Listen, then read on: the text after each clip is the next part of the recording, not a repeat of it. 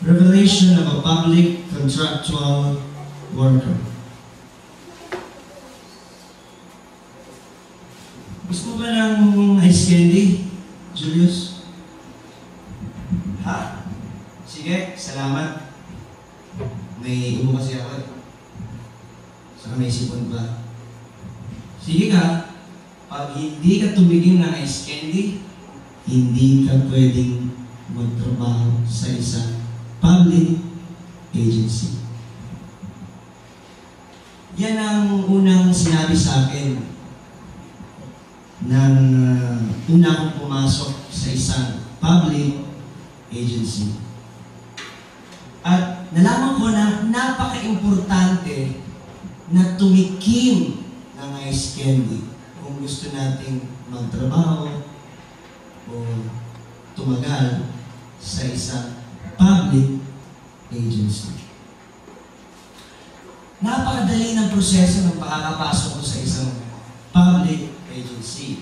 Siyempre, nagpadala ko ng BDS or Personal Data Sheet. At kailangan may rekomendasyon galing kay, alam mo na. Kung hindi mo alam, alamin mo. Binigay ko ito sa secretary. Sabi ng secretary sa akin, ora mismo, you need to fill out your DTR. Dahil simula na ng trabaho mo. Ang gagawin ko daw, Monday, kukuha ako ng travel order sa admin. Tapos, kailangan kong papirmahan sa project engineer. Tuesday, Wednesday, Thursday, kailangan kong pumunta sa site upang gumawa ng report na nakasaad doon sa travel order. Kailangan kong gumawa ng report kung ilan ang mga nagtatrabaho doon sa site, kung ilang metro ang natapos nilang trabahuhin, kung ano-ano ang mga nagamit o naubos na mga kagamitan tulad ng semento, kabilya, at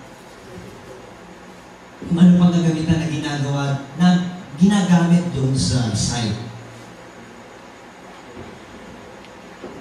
Ang trabaho ko daw, field coordinator. Pagdating ng Biyernes, kailangan kong bumalik sa office para ibigay yung travel order sa project engineer.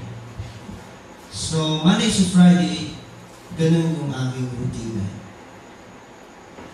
Ay, kasama din pala sa trabaho ko yung stationing.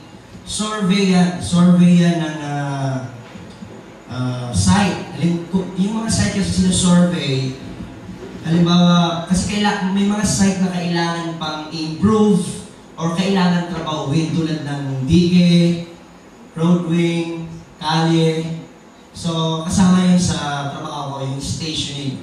Pupunta ako doon sa site, mga lugar, at gagawa ko ng report if this site is subject for improvement or if this site is subject for construction. Exciting ang trabaho. Napaka. Hanggang dumating ang Mayo. Kailangan namin tumulong. Alam mo na. At kung hindi mo pa alam, alamin mo.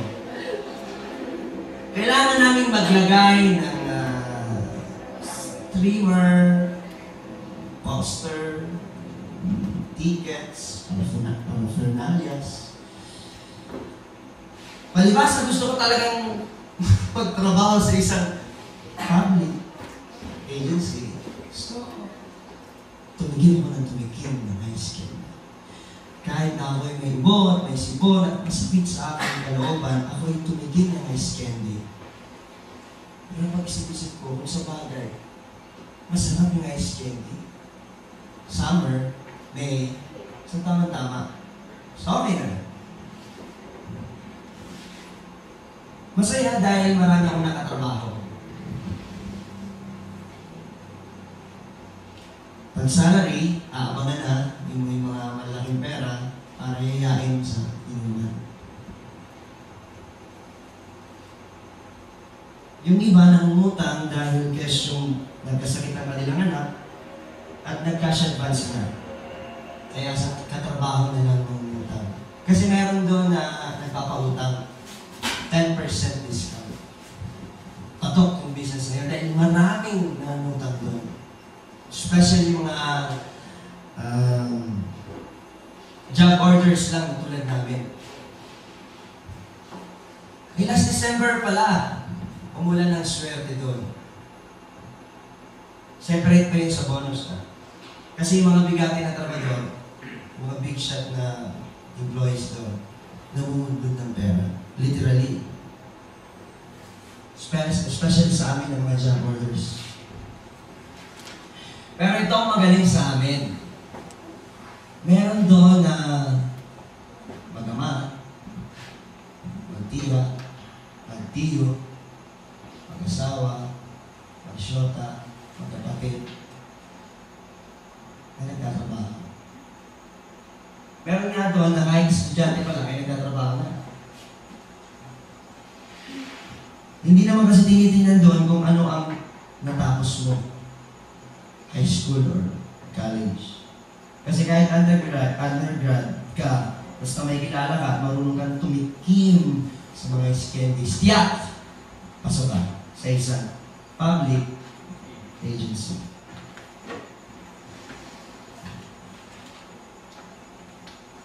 Minsan, naisip ko tuloy, anong saysay ng aking pagtatapos bilang isang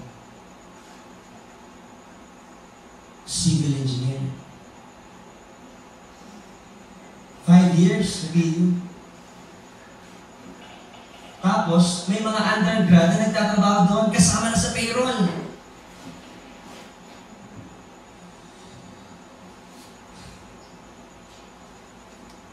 Pero, kung gusto niyo talaga magtrabaho sa isang public agency, napakadali.